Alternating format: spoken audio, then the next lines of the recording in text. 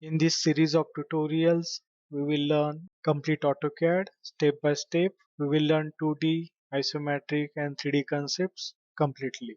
These tutorials are useful for mechanical, electrical, civil, architectural, interior designers and others who are interested in creating engineering drawing on computer. When you start AutoCAD, this user interface is shown. Here you can see the name of the software, Autodesk AutoCAD version 2020. Then here is the ribbon toolbar.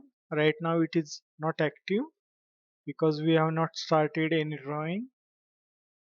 From here you can start new drawing. Here it shows the recent documents that you have opened or created.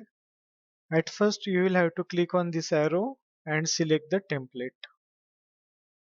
If you want to work in feet and inches, then you will have to select this CAD.dwt template.